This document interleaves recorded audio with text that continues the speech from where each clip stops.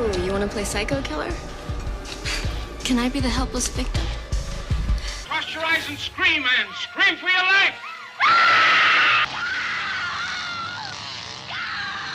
Welcome, Scream Queens, Kings, and Things. Whether you're screaming at movies or the real-life stuff, I'm your host, Jenica Olin. This is my 46th episode. My theme of the month is Slashing Gender, a LBGTQIA plus horror takeover. This month, I am passing the mic to those who know what it feels like to be villainized in society. The LGBTQIA community is an undeniable part of the horror genre. A vast majority of these depictions have enforced harmful stereotypes. Today, we are tackling trans issues in horror with a film that uses an exploitative gender twist to shock the audience. If you're new here, each episode will have an intro, brief synopsis of the movie, an analysis of the film, and then I get into the true horrors of it all. Spoiler alert, I've made it my job to spoil the shit out of this movie. Today I'll be covering the 1983 Sleepaway Camp, directed and written by Robert Hiltzik, starring Felicia Rose, Jonathan Tiersten, and Karen Fields. The tagline, "You'll go there on a bus and come back in a body bag." Some quick trivia about this film. Felicia Rose was only 13 at the time, which is unusual for a feature film. Studios usually cast actors 18 and over who look younger because of restrictions on using actors under 18 for extended hour shoot. Also, at 13, she was too young to see her own movie in theaters. As a child, writer-director Robert Hiltzik actually went to the camp used in the film. Some of the campers getting off the buses at the beginning of the film are relatives of cast and crew. Felicia Rose does not speak her first line until 31 minutes into the film. Rare is the slasher whose victims are almost all between 12 and 15. Also, a couple of people get attacked but not killed, which is also rare for a slasher. For Artie's severe burn sequence, the actor was propped up on a fake floor, and underneath, liquid gelatin was pumped through the blisters, giving the impression that it was pulsating. Really good practical effects there. The body count is 13. Let's set the scene with a synopsis of the movie. Dear Mom and Dad, I've been at a sleepaway camp for almost 3 weeks. And I'm getting very scared. Welcome to Sleepaway Camp. In the summer of 1975, a family consisting of John Baker and his 2 children, Angela and Peter, are out at a lake near a summer camp. After their small boat accidentally flips, John and the children begin to head ashore. As the family swims, a pair of teenagers pulling a water skier in a motorboat failed to notice the family in the water and hits them. Oh my God! Somebody help the people! Which kills both John and Peter. Their survivor is sent to live with her eccentric aunt, Dr. Martha Thomas, and Martha's son, Richard Ricky Thomas. 8 years after John and Peter's death, Angela, now age 14, and Ricky, now age 15, are sent to Camp Arawak by Martha, who reminds them not to tell anyone how they got the signatures for their physical exams. The buses arrive at the camp. Ricky introduces Angela to his best friend Paul, and he shows Angela around the camp since he was there last year. Angela does not respond when Paul talks to her and backs away after he finishes the tour. Because of her introverted nature and shyness, Angela is ridiculed and bullied. Her main tormentors, being Judy and camp counselor, met. During lunchtime, Angela, having not eaten for some time, is taken to the kitchen by the sympathetic head counselor, Ronnie, to see if there is anything in there she would like to eat. Left alone with the greasy head cook, Artie, Angela is taken back into the room by Artie, who intends to assault Angela. Before any harm can come to Angela, Ricky finds them and they flee from the kitchen. After the incident in the pantry, Artie is seriously injured when he's knocked off a chair by an unseen figure while tending to a large pot of boiling water that spills on almost all of his body. Artie's injuries are deemed accidental by camp owner Mel Kostick, who pays off the rest of the kitchen staff to keep the event quiet and tells the placement cooks to tell the campers that Artie left for another job. The next day, Ricky, Paul, and the rest of the boys in their cabin, including Mozart, are playing baseball with Kenny, Mike, Billy, and the rest of the boys from the other cabin. After Ricky wins the game, the older guys, Kenny talks with Mike about how to get back at Ricky. Later that night, in the recreation cabin during a dance, Angela is accosted by Kenny and Mike, who begin mocking her for not speaking, which prompts Ricky and his friend Paul to get into a fight with the boys, in which several others join in, which fulfills their plan of getting back at Ricky. After the brawl is broken up by Counselor Jean, Ricky and the rest of the boys involved in the fight leave, while Paul stays behind and succeeds at befriending Angela by telling her about misadventures he and Ricky would get into when they were younger. The shy Angela still does not talk, but when Paul begins to leave, she speaks for the first time and tells him good night. Later that night, Kenny is rowing a boat with his girlfriend, Leslie, and he rocks and turns over the boat. Leslie angrily swims away as Kenny, underneath, is attacked and pushed underwater by an unseen person. The rest of the boys will be interested in seeing you. In the morning, Kenny's dead and decomposing body is found. And again, the death is ruled as accidental. The next day at the lake, Paul sits beside Angela, who tells him that she cannot go to the water. Paul gets up and leaves when Meg arrives. Meg then asks Angela if she is going to swim, but Angela stops talking. Meg angrily shakes the silent girl until Ronnie pulls her away and tells her to leave Angela alone. In the girls' cabin, Judy approaches Angela and is angry, thinking that she got Meg in trouble. Then Judy begins mocking Angela again and asking her why she won't go in the shower or go swimming or change clothes with the other girls. Angela continues to be silent. Later that day, Angela is hit in the face with a water balloon by Billy and his friends, who are on a cabin rooftop throwing water balloons at passerby. Mel reprimands the boys on the roof and then grounds Billy for the rest of the summer. A little later, while his friends are off to play basketball, Billy stays behind in the cabin and goes into the bathroom to take a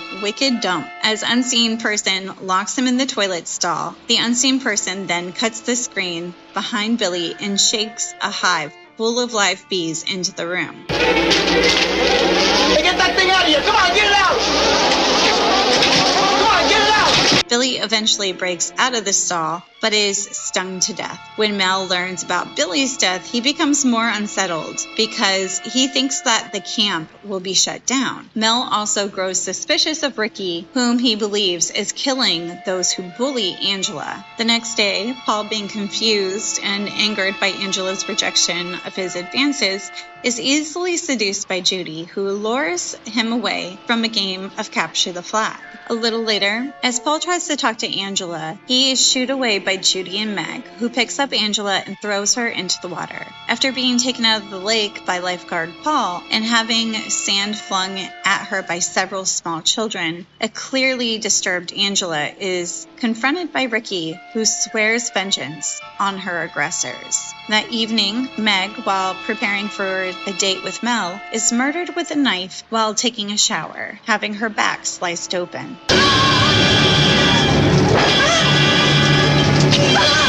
Next, 6 young children, the ones who threw sand at Angela, are taken camping with Counselor Eddie. And when 2 of them ask to go back because they feel sick, Eddie takes the 2 back to the car and drives back to the camp. But when Eddie comes back, he finds the other 4 children in their sleeping bags, hacked to bits with Eddie's axe, which was used to cut wood, lying on the ground, dripped with blood.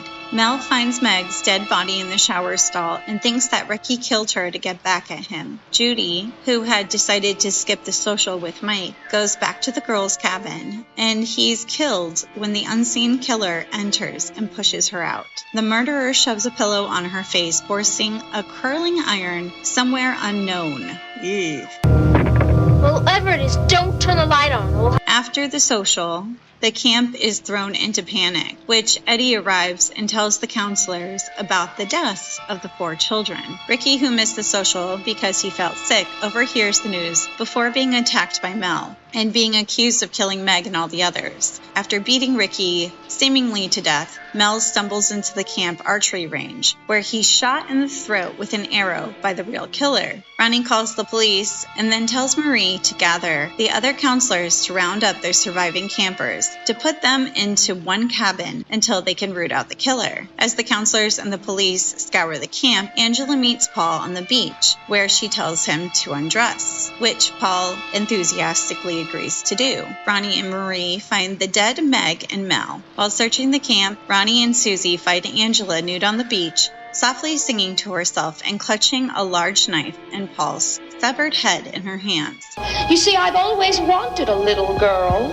But of course, when my husband left, oh, well. Angela is revealed to be both the killer and a boy, and the boy thought to be dead. Through flashbacks, it's shown that after Martha gained custody of him, she decided to raise Peter as a girl, already having a son and coming to the conclusion that another boy simply would not do. The film suddenly ends with the nude and bloodied Angela, male genitalia in full view, standing before Susie and Ronnie, letting out an animalistic hissing sound.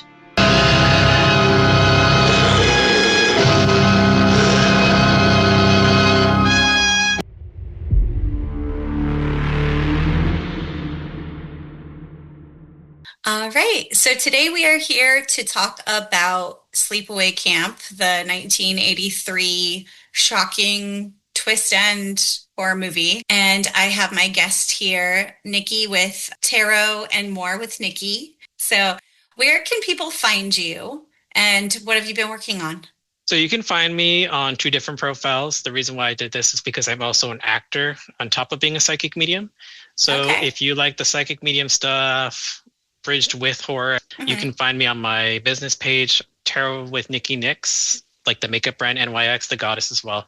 And for the acting side, which hopefully event that starts to pick up, is a witch named Nikki, which is they're both tagged in the bio, so you can easily find it there and also share it. So I've actually been up to quite a lot. I just got word from the producer that I worked with back in August that they're going to do the premiere for a short film called Vessel, which I was the ghost, Edith.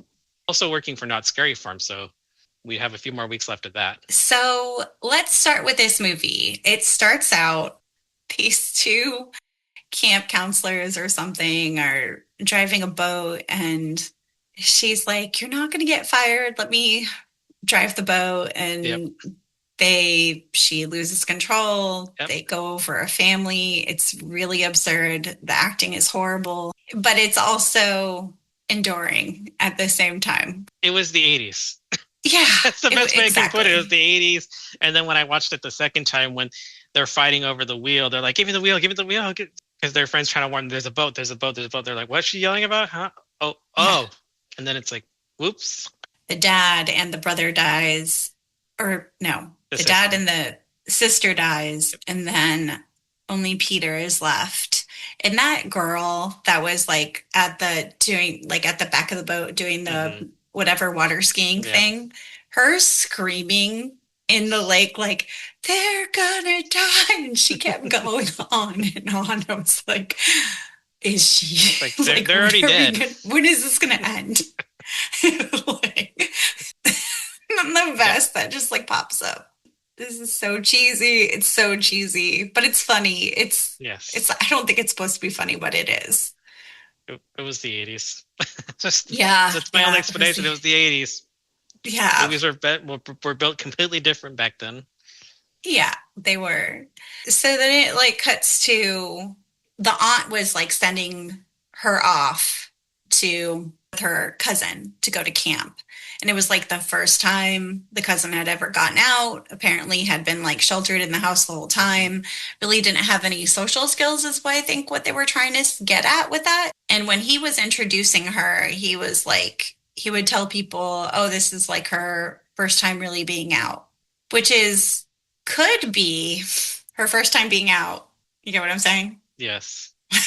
I don't know. No, because it makes sense that that all tracks because I know you said we'll talk about how this ties into everything. So that's why I relate to that part, was because, again, I was going through I went through something very similar. Mm-hmm. So, I mean, that's why I connect with it, because I was supposedly the quiet kid, didn't speak much and all that stuff. But around the right people, I open up. No, for sure. I think a lot of kids who feel out of place will be more quiet, more timid. And then once you get to know them, they open up, and it's like a lot of people will say, oh, that person's, they're just like super shy, and they don't really try to get to know, like, why are you shy? Why are you not feeling comfortable opening up with these other people? But especially like kids, they don't understand. And then as a kid, you don't understand what you're feeling either. So everyone is just, it's really the adults that have to step in and like help them navigate. But, it doesn't always happen. I don't know. Correct. So you were a quiet kid, just like Angela was. Like, Angela only opened up to the one boy, Paul. And he seemed like such a nice guy. Like, I really liked him in the beginning. Did you have someone in your life like that like you would open up just to that person and they were like your touchstone safeguard? Not really a person. I would say our family dogs. I was very connected to our pets. But I mean, there were a couple of people that kind of came in and out of my life through various stages where, because the thing is, I really didn't have a best friend growing up. It always kind of just this revolving door where like people would come and go. Not only that, just I wasn't, when it came to like school and high school, like, yes, I did. My mom did take me to therapy eventually to find out, okay, maybe I can get you help and all this. But it wasn't that. It's just, even the therapist said, you might not be the most academically achieving student. That's okay. Because in college, you might thrive and do all that. But just, that's why I sought refuge. And as I got older now, like seeing horror in theaters and watching horror at home, being more involved with the horror community and just kind of going out there to conventions, making my rounds and introducing myself to people. I was a quiet kid, yes, but not because I wanted to be, just because I didn't feel safe opening up to people. Yeah, especially when we were growing up. And so we're like the same age. So that was the very late 80s, early 90s. Yes. I mean, the culture at that time was so homophobic. Everyone was just like throwing around the gay word, calling you all, like, just it was a common occurrence to hear that word every single day be used negatively, or the F word. And it was the ultimate like diss to go around and throw those kinds of insults. So yeah, it was extremely uninviting to anyone that was from the community. And I don't think people realize how hostile it was at that time. And I don't know, is that something you want to speak on, or you don't have to? No, it's okay to actually speak on it, because I know I went to a private school and it wasn't my choice. It was my parents' choice. Mm-hmm. I mean, all the way up until college. College is my first public experience, which I realized, oh yes, I was sheltered a lot. There were a lot of things that I learned when I entered college. I was like, oh my God, I didn't know this kind of stuff existed. But I mean, I have an openly gay brother who's married, and my family seems to accept it. But when I came out as trans, non-binary, it's like they seem to have this issue. Not that they're against it, but the fact that they're not the only people that have really actually taken the time to adapt are my aunt and members of that side of the family, actually trying to use the right name. They don't get the pronoun thing yet, but they'll get there eventually. My mom gets it, but she still seems to have, I don't know what's going on with that. It's weird, because it's like, okay, well, I mean, I told you. And then my dad doesn't seem to understand. I'm like, okay, but my dad's a born again Christian, unfortunately. And it's hard for him to, and it just kind of hurts. Like, well, if you're a born again Christian, then you totally understand being a new person at the end of it, It's complicated, but I mean, it's like, you know what? All right. And I found that's what really taught me to set boundaries, especially when it comes to identity and presentations. Just even with your own family, you have to have boundaries. Now, tying that back into the film, that opens up a whole new realm of discussion, because I kind of see what we were talking about through your notes about how Angela was kind of processing everything. And I kind of wondered, why is she so quiet? And then I was like, oh, okay. It was a form of protection, just kind of, but it could also be an internal crisis within just mind. And even someone who has been out for 2 years. So when I talked about it, like when I told them I was trans and I thought about transitioning, taking EHRT, a lot of it for me right now is money. Just I don't know what the state would cover because I'm on state medical, because last year I got laid off from my full-time job, but then I went full-time doing the psychic medium work, and then I jumped into acting. I was like, okay, going back to being the quiet kid is just a lot of it was more just, again, my whole life I've struggled with identity and like, who am I? Where do I fit in? Where do I thrive? Where do I not thrive? I thought, okay, I'm supposed to be in corporate America. Okay, didn't work out. Okay, let me try to be a musician in a band. I lasted 3 months before I had to step off that road. Okay, let me try going and doing this, and then find out that it makes sense. Even my teacher picked up on this, that I meet with every season. I meet with her, I talk to her, okay, here's what's going on. Help me figure it out if you can. She said, we both see me moving away from that, moving towards acting, entertainment. I was like, okay. So just, that's one of the things I've always struggled with was identity. Yeah. I think that's common for, especially in the time in which we grew up. I have my sister's a lesbian, and she's very like masculine presenting. So people have always treated her like she's a boy. There were a lot of times where like I would just go beat up someone for her. Be like, leave my sister alone. But she knows I always have her back, and I will always be there too. Even, I don't know, we're kind of old now. We shouldn't be doing that anymore. But well, there's times where you have to step up. And that's understandable. Like for me, like I have friends that have, especially one of my friends that I've known since it was around high school, like junior year or senior year, someone that I've known for years. She was one of the first people I came out to, and she was always accepting and welcoming. And she even told me about my parents. She's like, don't worry about your parents. They're either going to accept it or not. And then everyone else that I've met has been so funny story. I know I'm going a little off topic in terms of identity. So I went to Monsterpalooza back in the end of May and the beginning of June. And I met Joseph Sergeant Parker from Nightmare on Elm Street. And when I told him my name, he said, is that the name you were given, or is that the name you chose for yourself? And I explained how I chose it for myself because that's who I feel I identify best as, and explained about people aren't very accepting about being transgender, queer, LGBTQIA+. And he did not judge me one bit. He just said, he sat there, he listened, he said, you know what, I don't care what anybody else says. I accept you. Yeah. And I almost cried.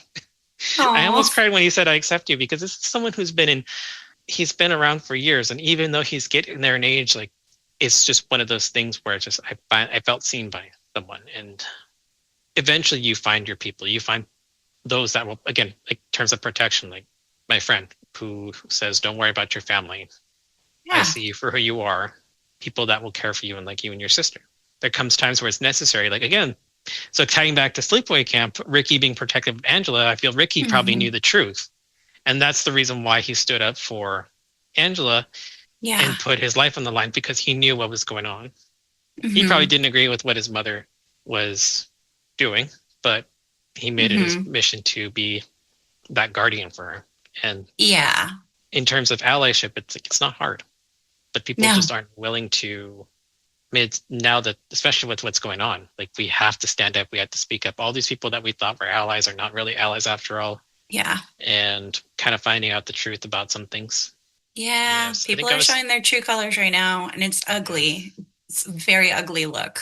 But it is interesting, like, talking about like the whole, like, being picked on and stuff. Like, Angela is picked on so bad by the two other girls.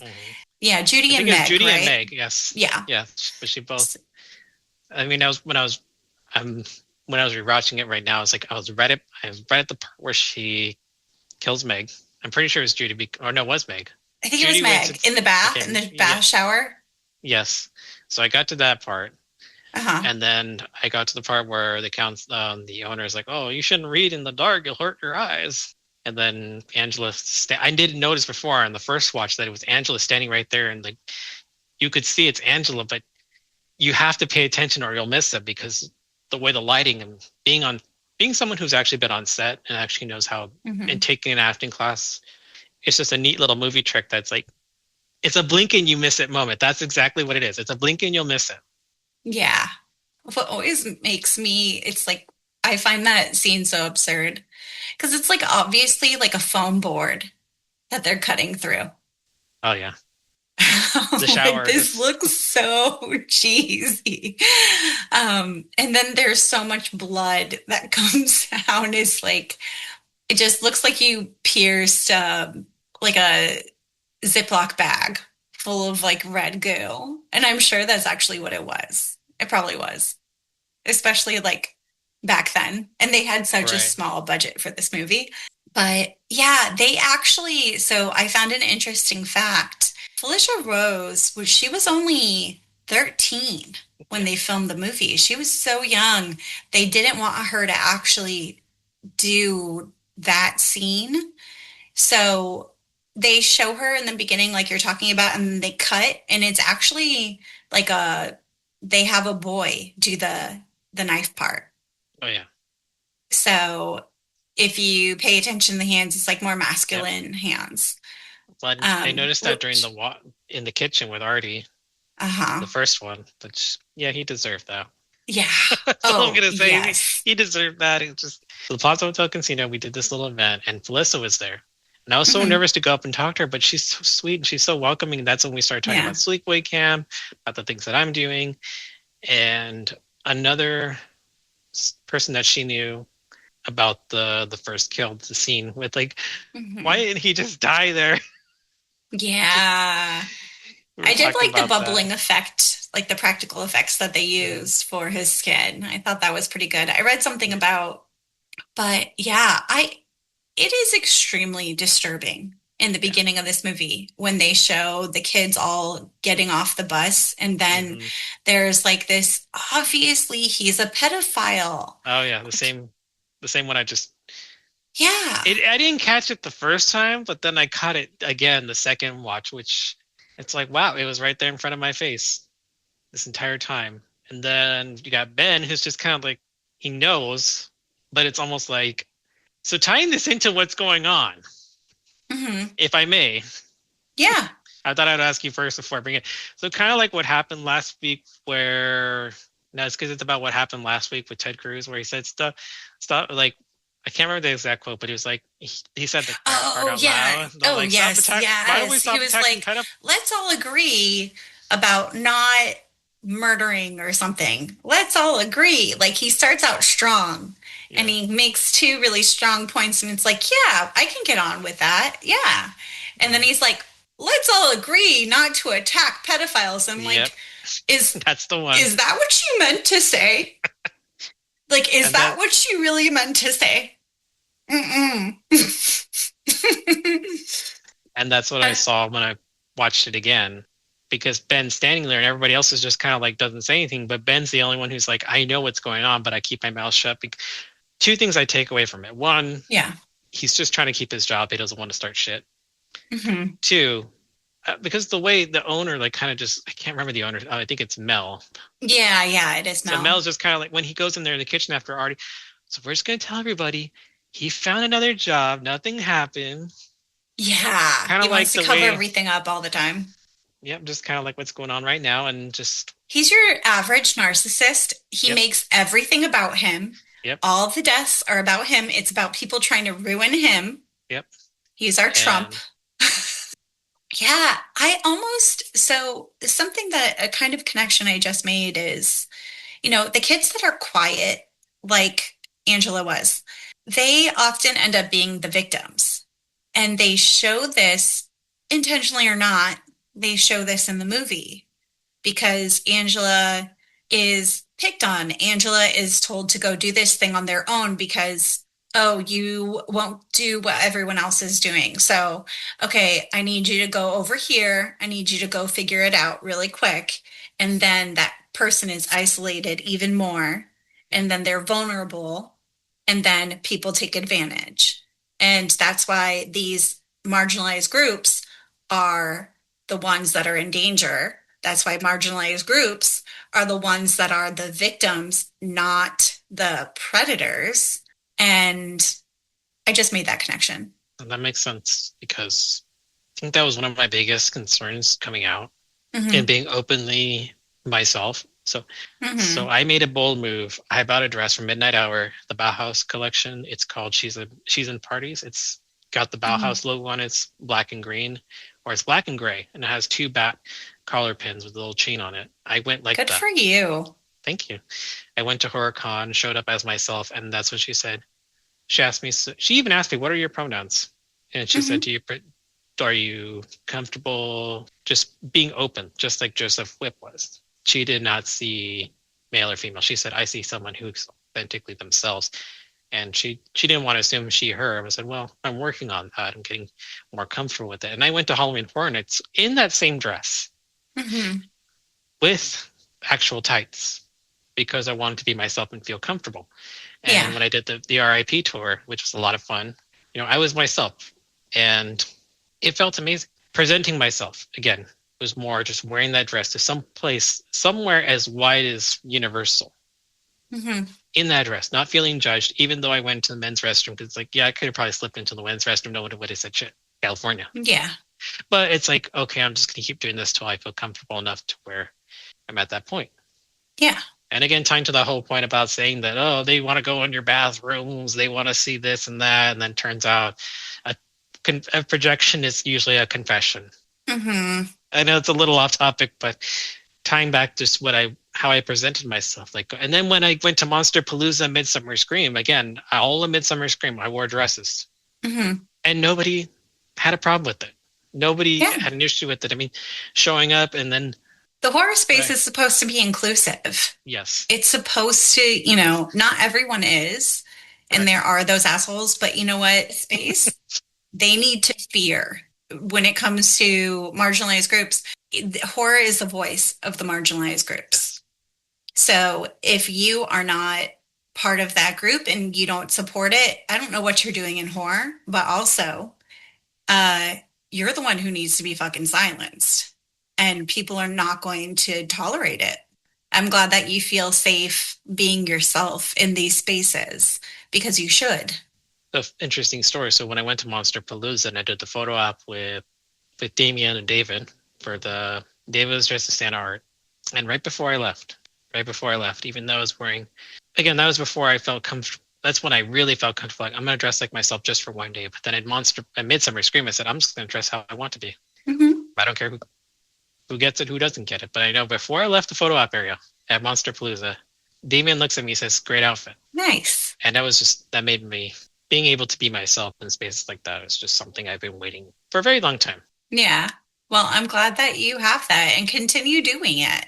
I know that the world is crazy right now, and it feels scary to be yourself right now. Right. But in those spaces, you should never feel threatened. If you ever do, just let me know. Thank you. The narrative is spinned in such a crazy way right now, where they're making it seem like you are the one who is victimizing people, but I have never felt unsafe around a trans person in my life. And I've been around a lot of trans people. I have trans friends. I occupy spaces with LBGTQ plus communities all the time. It's where I feel most comfortable, even as like a cis straight woman. But I've also grown up always being an activist for my sister and my cousin. Like, I have cousins that were not openly gay, but I knew that they were. And well, one of my cousins was openly gay, and like the things that I saw her go through, and she was like my one defender. She was like my hero. So it's like, my sister actually, she's like, you wish you were gay. The one thing, like, if you could make yourself gay and not straight, you would be gay. Which is very funny. But yeah, that's what my sister thinks of me. There is a lot of body shaming in this movie as well. So we've got, Angela doesn't use the showers. at the same time as everyone else. And then Judy goes and questions her about it. Yep. Like, why don't you use the showers? I think she says, are you queer or something like that? She's like, I think that's what, the are word. you queer or something? Yeah. And then then she keeps insulting her and they're telling her stop. She says, oh, she's a real carpenter's dream, flat as a board and needs a screw. Yeah. Or she hasn't hit puberty yet, but she doesn't have anything down there. So. That was a jarring scene. I was like, oh my God, someone wrote this and was like, I'm going to have kids say this to each other. That's really how it is, though. I know it is. I know. Kids are fucking mean and cruel, and I would stop it all the time. And as a teacher, I would have to step in and mediate and we really know where it stems from. Yeah. We really know where it stems from. Parents. Yep. It's not TV. It's not video games. Because I've seen some of the way these parents behave in public around their kids. I'm like, okay. I taught for 12 years. And as soon as I saw a bigoted kid, a kid that didn't want to hold another kid's hand because the kid was black and he was a white kid. Whenever it's a kid doing this kind of shit, I always know it's like, I'm going to have to deal with this fucking asshole parents. And but yeah, so where were we? Sorry. Oh, the body, just like body positivity or like shaming someone for like not being open with their body. There's a lot of boundary crossing here in this movie too. And pressure to either kiss or like the goodnight kiss. Asking for a second one. I didn't catch it the first time I saw it, and then I saw it again. I could see how uncomfortable. It's really interesting because now when I go and see movies or I watch movies at home, I understand how toxic Hollywood can be. And the one thing they told us was, and this ties into what they taught us in acting class, but also what ties into Sleepaway Camp in terms of identity. They told us straight out, they don't care if you're trans, queer, gay, straight, or bi. You're a man, you play a man's role. If you're a woman, you play a woman's role in Hollywood. Yeah. But independent, when I signed on to be the Ghost and Vessel, they said, we'll take a female actor, but we'll take someone who identifies as female or is willing to play that role. They weren't like, it has to be a woman. Where were we in the movie? Okay, so like when it comes to the comfort and stuff, there was also the other scene where it was Angela and Paul, right? It was Paul? Yes. Yeah. They were on the like beachy part by the lake, and he's like starting to try to unbutton her shirt. Yep. And then she had the flashback. Yeah. That one still confuses me, even on a second watch. Like, I mean, I get it because I'm just trying to psychologically, I understand why it triggered her. I understand why it was traumatizing because it's almost like I'm not a psychological expert, but there's times where I joke I should have been a psychologist. I should have picked that career in college instead of graphic design, but it doesn't mean I can't study on my own, just because what I've learned is you don't really have to have a degree to be an expert in something. It helps, but going back to like that, to where Peter and Angela, before Angela's death, watching their dad and his lover, kind of I get it, like back in the 80s, like, oh, it's shocking. I almost saw that flashback scene, like thinking about it now, because the flashback scene showed her father, John, right? Was that what it was? It was their dad, and then I believe his lover, the one that came in the beginning and told him like, come back to shore, a doctor's on her way or something. Yeah. I think that was like Martha. I know Aunt Martha said she was a doctor, and she's like, oh, don't tell them how you got your physicals. It's it's like there's all these little, it's like what some people call them Easter eggs. I call them little breadcrumbs. With the bedroom scene or the flashback was just kind of at the time, kind of like how they said the whole don't say gay shit. I think that was there in Florida, right? Don't say gay. Yep, it was. Yep. Okay. Yep. That was my last year of teaching because I could not handle it. I could not be silenced. And I mean, I kind of self-silenced myself by letting myself out, but I just knew that it wasn't going to end well for me in that space anymore. So I feel that the flashback scene kind of just... It's kind of like that. What are your thoughts on that? I think I think that it kind of parallels, actually. It kind of parallels the scene on the beach because, right, Angela is actually Peter. Yes. And so their dad being like intimate with another man, that's what was happening on the beach. They were being intimate with another man, and it's not clear that they wanted to be Angela. But I'm not sure. I guess I would have to ask Felicia. Yeah, it's just like it codes being two men being affectionate as disturbing, and it's supposed to be like the trauma of them seeing that, and it's like this is actually not disturbing, and it's, you know, your lighting is disturbing, and the music you put with it is disturbing, and the where you placed it is disturbing, but the actual act of intimacy is not disturbing. But it's just a classic example of the homophobia and like homosexual panic within cinema at that time. And I mean, the culture at large. And also, that was around the same time as the AIDS epidemic, right? I believe. 83, yeah. Around the whole AIDS outbreak, and how a lot of it was within the within the gay community, because it was easily transmissible. I remember there was the story about the nurse who took care of a patient who was openly gay, and his family didn't want to see him, so she became his mother to pay for his, I forgot her name, but she was like the angel that came through. And after him, she made it her life's mission to take care of people who were dying. Yeah. Especially during that time with I'm pretty sure the AIDS panic did not really help this movie either for the community. No. And it is definitely treated like it's contagious. It was treated like it was this contagious thing, and it's like, it's just bigoted and bad. I cover more on the AIDS epidemic and stuff when it comes to when I did Hellraiser, because Clive Barker is an openly gay man. Like, a lot of his influence, he has a story that's heavily influenced on the AIDS epidemic and how people were treated, and how he saw his own friends being treated and stuff like that. Yeah. That was a dark part of our history.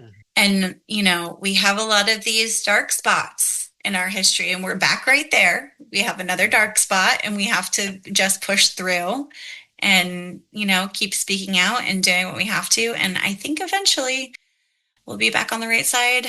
We better.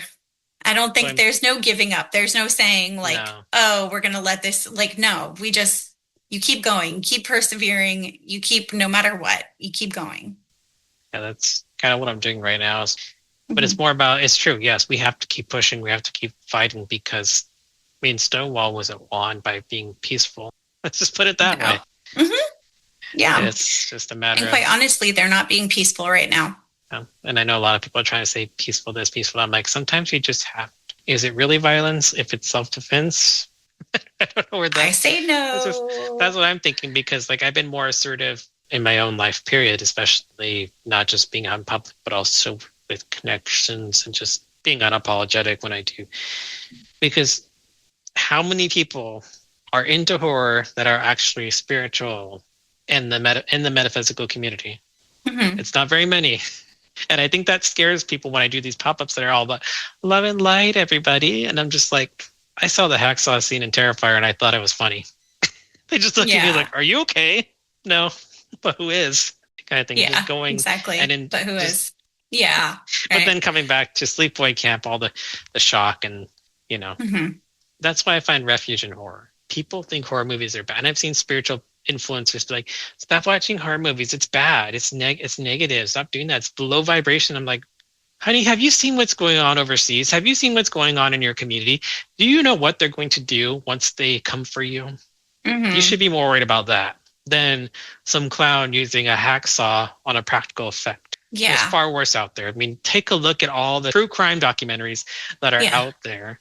All these people like Ted Bundy and John Wayne Gacy, like all these serial killers that came. A lot of people don't remember Albert Fish, but I remember hearing I know who Albert Fish is, yeah. And just hearing what he did, it's like, honey, they've been around. There's worse things out there than a clown Those are scarier.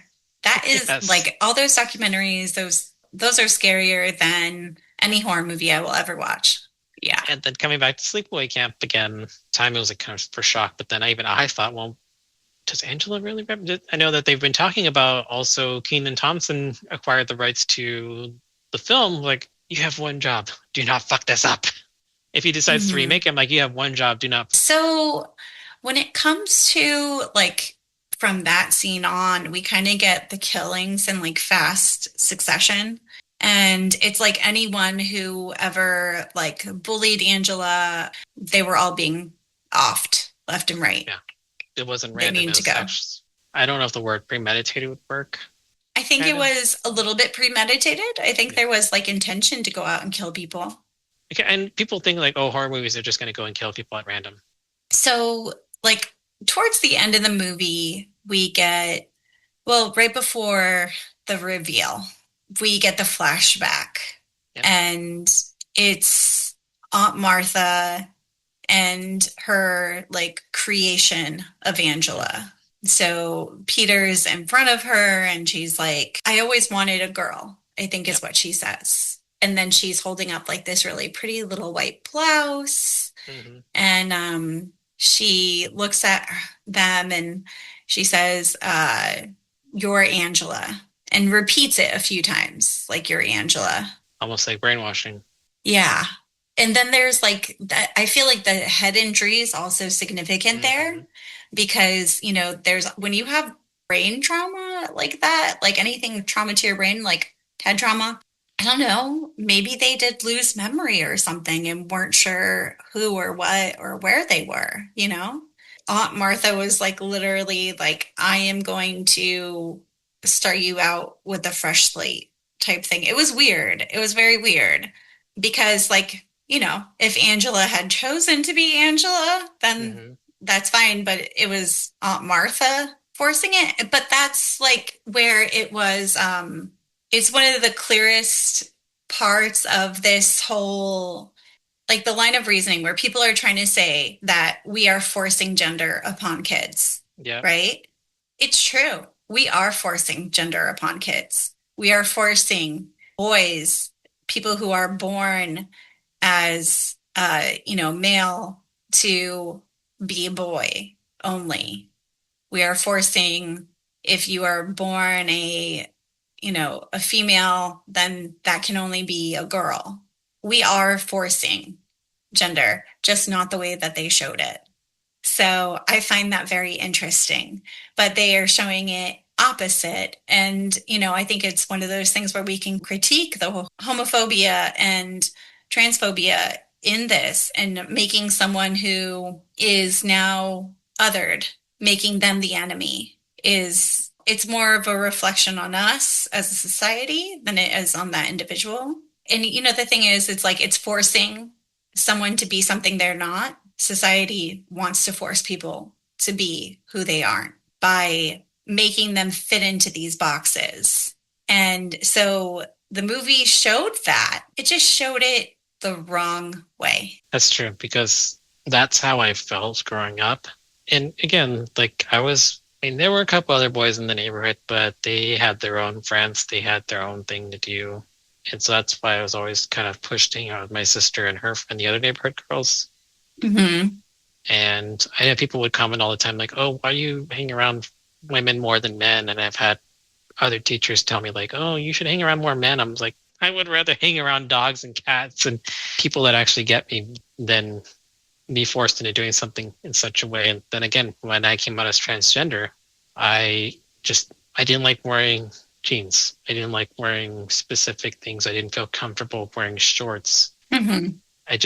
And I've been on that same perspective. Like, again, it's choice versus actually being older and coming out on my own terms versus being told I had to do this and that. And I went through a lot of that as a younger ages. Like, I was forced into doing sports just because my sister did it. But also my mom was like, oh, it's going to help you make friends. Like, I didn't want to do that. Mm-hmm. And it's funny because even my grandfather was like, he didn't always agree with what my parents wanted to do. Mm-hmm. People see you for who you are. Mm-hmm. Most of them.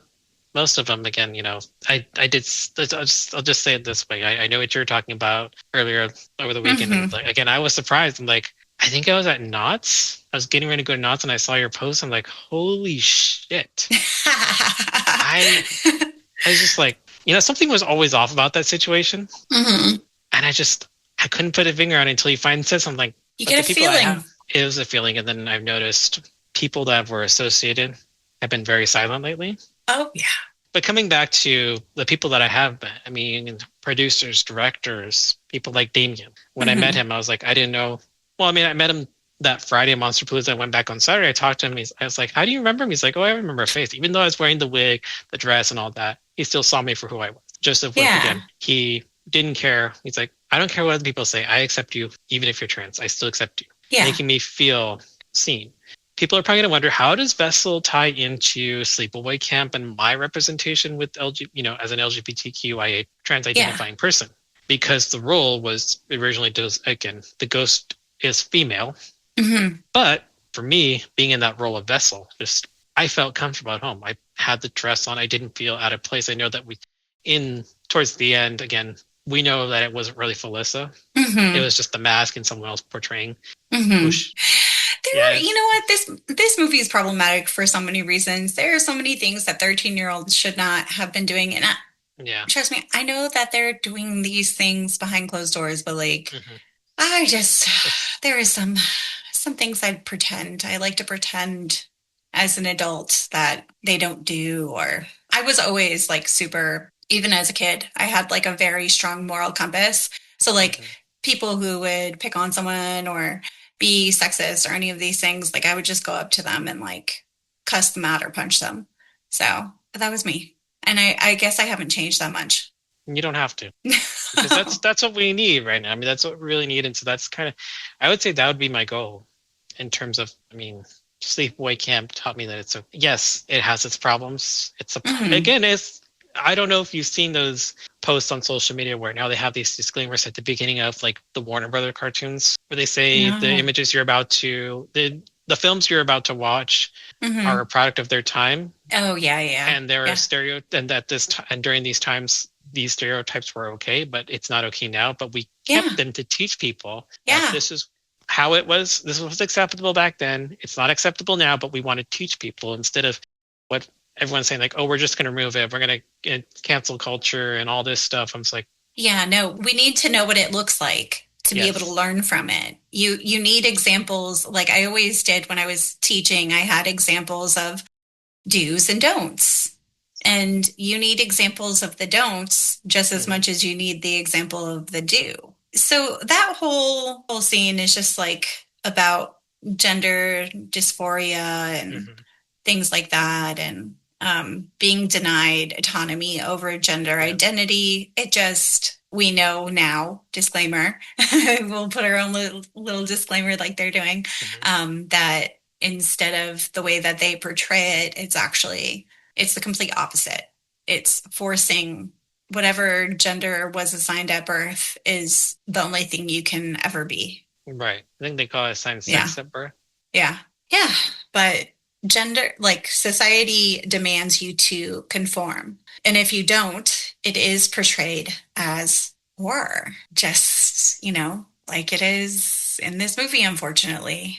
And a funny thing that popped up in my head, like there's this comic that was going around on social media about Wacko being a non-binary ally, where it's a quote from the artist's niece or something about gender as I forgot how it goes. It's like gender is something created by bathroom companies to sell more bathrooms. Yeah, seriously. Oh my God.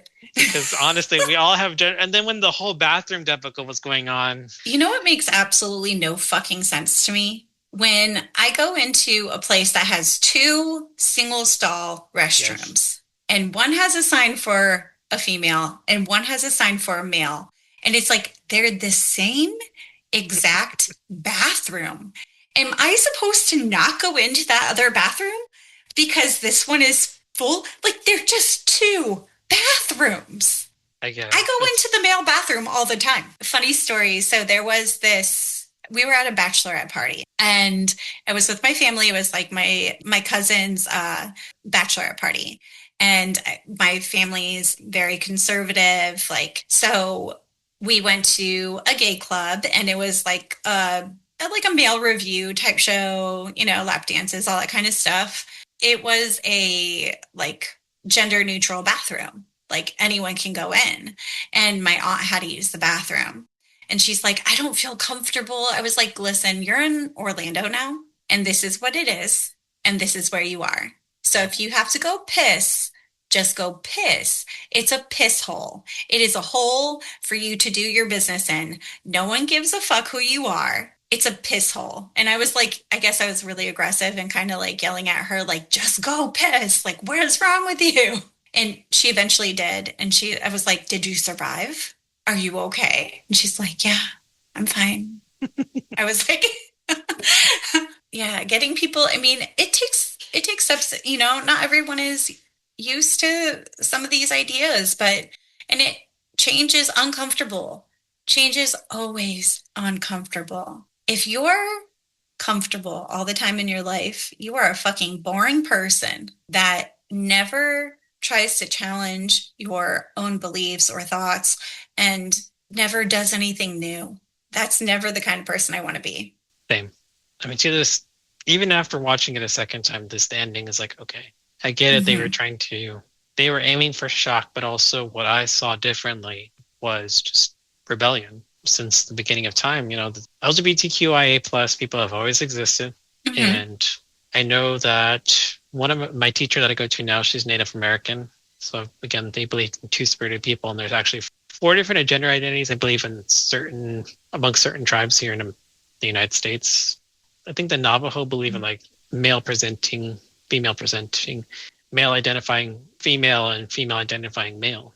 There's like 4 different gender types. And I know everyone back in the day, like people would joke and be like, oh, you don't know what gender you are, what you're confused. I'm like, who gives a shit? But people figure out these things now. Yeah. So and that's what I saw at the end. Yes, I know it was for shock, but at the same time, Peter finally feeling comfortable to show people, my name is not Angela, this is who I am. And then even for someone like me who's dealing with that with my family, like they still did especially my dad. I mean, it's like, it's something I've accepted that I probably will never get that acceptance from him, but getting it from someone like Joseph Whip was like, I wish my dad was like you. At least accepted me for that instead of trying to force. And then for my birthday this year, like my parents sent me birthday cards and they said son on them. Like, I know it's just the greeting card industry, but it's one of those things where it feels pointed. Exactly. For years, I've been trying to I stopped trying to educate them about what transgender is and what does it mean to be transgender. And like, I wish I could sit them down and do that. Here's an interesting thing. So I went to go see Event Horizon back in, I think it was June. I've seen it at least, this is my 3rd time seeing it. Yeah. I saw it when I came out. My cousin convinced my aunt to take us to see it, all 3 of us, my sister, my cousin, and I think it was like 99, 98, I don't know, it was a summer. He convinced us all to go see it, and she took us. I was like, yeah, it was a bit traumatizing. Then I saw it a 2nd time, saw it a 3rd time, and the screenwriter, I forgot what his name was, he was there doing a Q&A, and he says, here's the thing about filmmaking. We don't own the film. So you're free to make your own interpretations. Like, especially a lot of people thought, okay, Event Horizon, it's really like what happened was the ship went to hell and it crossed dimensions. Apparently, the creator was probably a demon or the devil himself. That's what I'm getting from Sleepaway Camps. Like, yes, back in the 80s, like, oh, I meant this. But now... It doesn't matter what you meant. It matters how we can always, especially when it comes to any marginalized group, like the depictions have always been in a negative light. But, the way you take the power back is you embrace it and you change it to the meaning that, whatever it reflects in society at the time. Like, meanings change. Everything's very fluid. Even movies and how they're perceived and their messaging will change through time with more knowledge and with the way society is looking at things at that point in time. And that's what I felt with the ending is because, again, from your notes, from what I gathered in the beginning, it was just, the 80s, different time, and everyone's saying, oh, I miss the days where you could say something and not get in trouble for it. It's like, back then we didn't know better. Now we do. And that's why people that would get offended about what happened get offended, but the ones that actually know is like, hey, I've educated myself. I've learned that it wasn't okay. It's not hard to have empathy. Yes. So I feel that's what's been going on. It's like, I don't feel a lot of people take time to actually understand the hidden layers. Yes, I guess some people call it the iceberg. I call it going down the rabbit hole, trying to just kind of dissect. And I know a lot of people don't believe in astrology, but I know I did take an astrology class, and I have a Gemini rising, and I noticed the patterns between me and my mom were very analytical. It's a Gemini thing. I thought it was just me, but it's like, oh no, it's a Gemini thing, because we were talking about the qualities and how they like to dissect things, and we have to know. But that's also a fun thing, because it's like, okay, it also helps you understand the hidden layers. Yeah. Again, kind of like what they're doing with most modern horror movies too. Like, and pay attention. Like Felissa told me, she's like, watch it twice and you'll see. It's funny, as we were talking, like the censorship and stuff like that. I'm not free to say what I wanted to say, and like now they're mad that they didn't get to be a bigot asshole. I'm so sorry. I'm so sorry you didn't get to harass that person. What are we talking about here? Just like, and you know what? There were people that were silenced. Yep. There were people that were actual victims to everything that was like, especially normalized in the past and in the 80s, 90s, everything. You don't get to have the freedom to, or, you have the freedom to be an asshole. Everyone does. But there are consequences. Yeah, but you have consequences. And now they're upset because people are calling them out on it. Yeah. Yeah. Too fucking bad. That's what I have to say. And that's how I've been living now. I've just been very unapologetic, especially. I love the people I work with.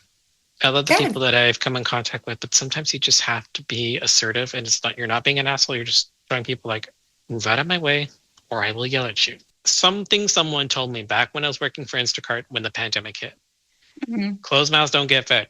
No. And that's why I appreciate people like you that actually speak up. And you've also encouraged me to speak up and be more vocal. I mean, I saw this reel today from a spiritual influencer saying about be a creator. And yeah, I know people are worried about what's happening outside in the real world. And, just create. Don't worry. I was like, did you just tell people, forget about what's happening and just stay sheltered? It's more about being vocal, even if it means getting shadow banned, getting blocked, having people tell me, I used to like you, but I'm going to unfollow you. Okay, bye. They'll let the door hit you on the way out. I had a conversation with someone yesterday, and they told me, I support your message. I just don't support the way that you're doing it. And my thought was, I didn't fucking ask you. How should I represent my message? I didn't ask you for that. If you support my message, you support my message. So if you have a problem with the way that I am presenting the information, that shows something about you and not me, hands down. And I think that's how a lot of people are trying to justify, like, kind of banning against me in this moment is, oh, well, we're not all these things, but we just don't like how you're doing this. You're just too aggressive, or you're too this. And like, I'm going to continue being too whatever the fuck I want to be. And like, what is wrong? And do you really support these things? Because you're quiet as fuck. You don't say anything about anything. So the one person that is getting loud, you want to silence me? You want to tell me how I should be sending my message? I'm not going to tell you how to make your content. I'm not going to tell you how to send your message. I'm sorry I'm passionate. And I'm sorry. No, actually, I'm not sorry. I'm not sorry. And fuck off. Yep. But that's me. I'm not afraid of conflict. I don't know if you know, but that's okay. Yeah. That's what we need, because we need more people to speak up and fight back. I mean, on every level. Yeah. And again, like I've seen that happen in a lot of communities as well. Yeah. And it's just a matter of like, it's kind of like what Jane Goodall said about, the least I can do is be a voice for the voiceless. I'm paraphrasing what she said, and I was sharing stuff like that to my story. So people are watching. I'm like, okay, but are you going to go out and do it like I am?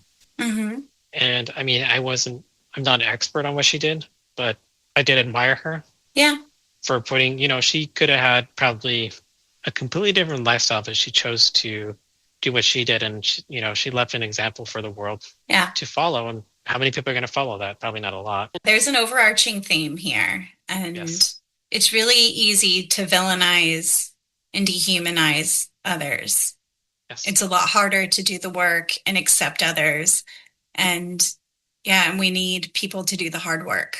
I think that's where a lot of people tend to fail. Mm-hmm. Because they don't want to do the work. They just want it done. And I've seen that happen in the community.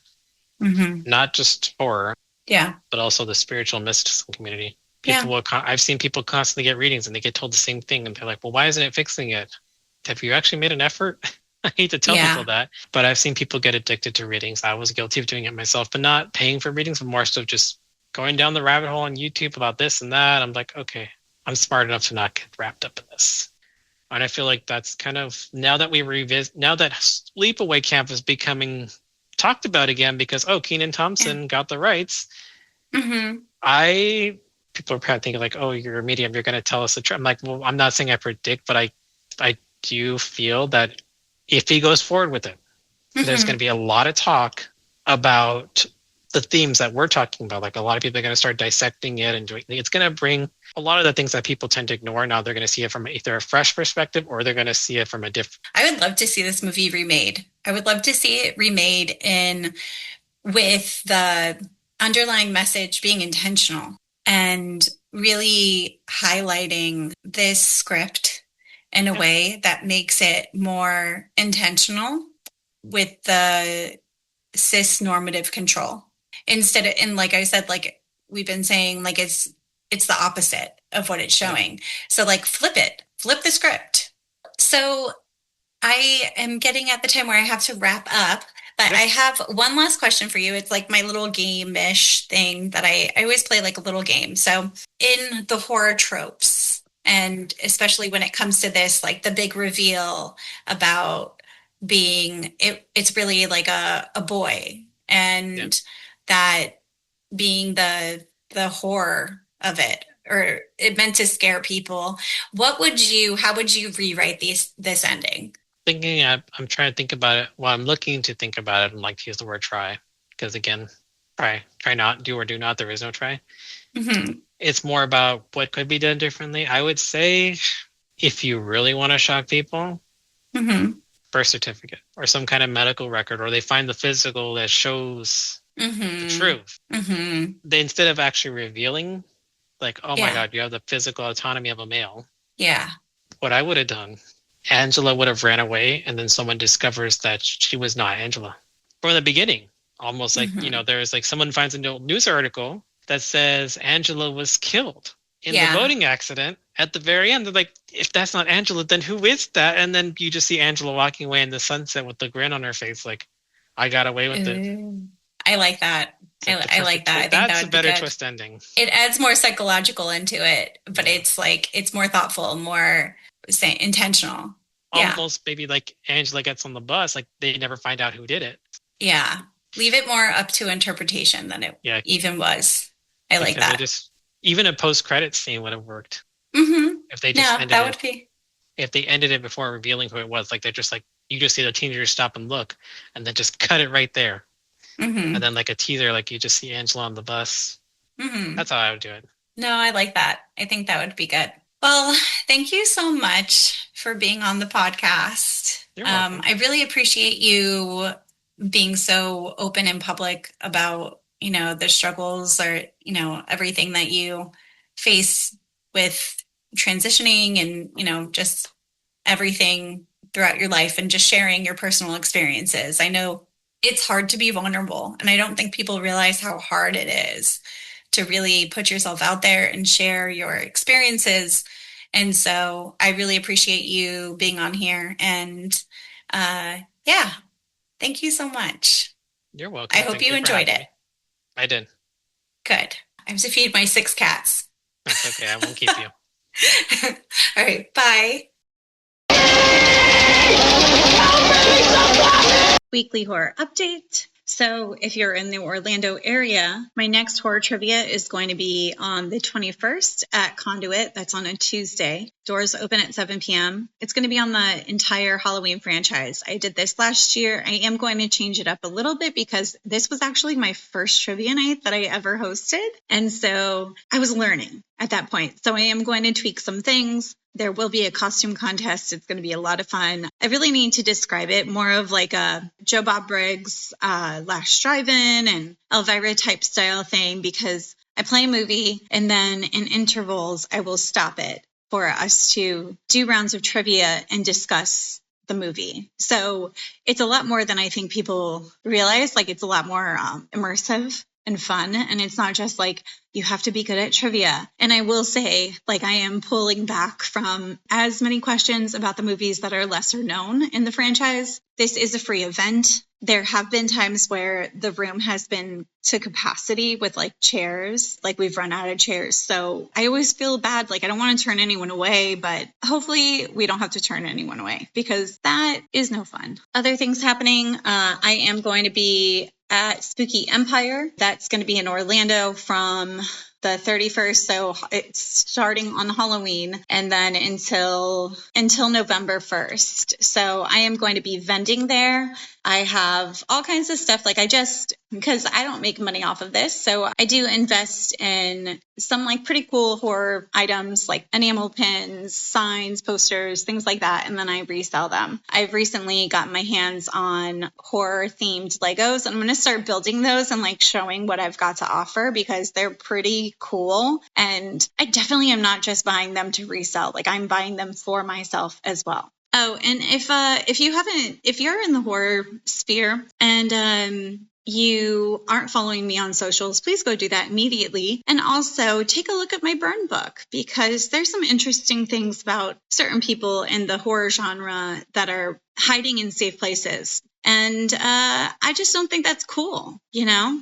I think it's pretty shitty. And this person was also a guest on a previous podcast, so I'm going to be taking that episode and I'm going to be re-recording it. And I'm keeping it up until I can re-record it. I've honestly, everything that has happened has been really draining. It's really hard to fight Nazis, you guys. It's so hard to fight Nazis. It's draining, physically, emotionally draining. So bear with me as I erase these people from my channel, basically, from my podcast, from my life. I think the biggest thing for me is I stick up for myself and I stick up for others, and I will never not be that person. And if I see a pattern of behavior and I see myself becoming a target for someone, I won't let it happen. I will stand my ground. You can call me crazy, but I guess it might be crazy to actually stick up for yourself and stand up to a misogynist asshole who's also a homophobic, racist piece of shit. So if that's crazy, then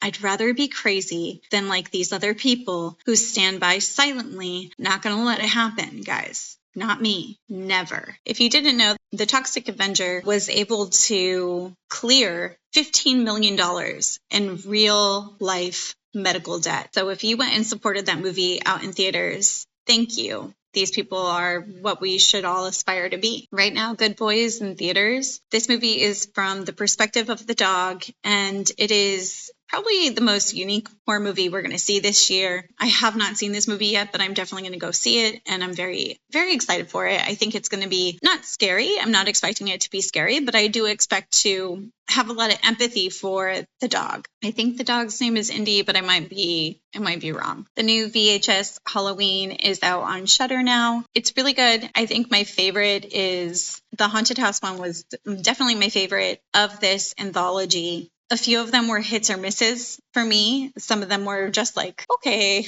this is fun. Like, this is a fun thought experiment type thing. You know, these kinds of things are always supposed to be really fun and playful. It's a great use of found footage. Yeah, it was that one. And then there was like a Spanish one that was really good, except that one made me really grossed out. Oh, there was one scene where I was like, literally made my stomach churn. I was like, no. This is so gross. Black Phone 2 is going to be in theaters this Friday. I definitely want to go see that. It looks so good. Like, it looks better than the first one. And I really like the first one, but this one has like a twist of like almost the Nightmare on Elm Street type of thing with dreams, and I'm very much looking forward to this one. There's also Queens of the Dead. So Queens of the Dead is going to be in theaters on October 24th. I am very much looking forward to this movie. Like, I am going to be there the night that it opens. This is actually, the director is George Romero's daughter, Tina Romero, and I can't wait to see what she does with her father's legacy and how she transforms it for the next generation. I'm going to be doing spooky camping trips and things like that once a month. So if you want to send me like a spooky story I can read by the campfire, I will 100% do that. If you have some real life element to it, I love making real life shit, like really psychological horror by the fire. This is a weekly podcast with episodes coming out every Friday. I've changed it to Friday, you guys. It's officially, I just can't keep up with a Thursday anymore. When it comes to like scheduling guests and stuff, a lot of times they're not available until like a Wednesday to actually record. So to record on a Wednesday and then release on Thursday is extremely hard for me. It's a lot of work. That would be like a 20-hour day. I don't know if you guys know how much time I put into this, but it's a lot. So I'm going to be releasing episodes on Fridays now. All the research, writing, and audio is done by yours truly. This is a one-woman show, and I'm doing my very best. Please rate, review, and subscribe wherever you listen. It really means a lot. You can find me on Instagram at Scream Queen Podcaster, Blue Sky at Scream Queen Podcast, TikTok at Scream Queen Podcast, and there's a link tree that will take you to my YouTube and Facebook page as well. Remember, forcing anyone to be someone that they are not is harmful, and that has nothing to do with whatever genitalia you were born with. That has to do with who that person is as an individual.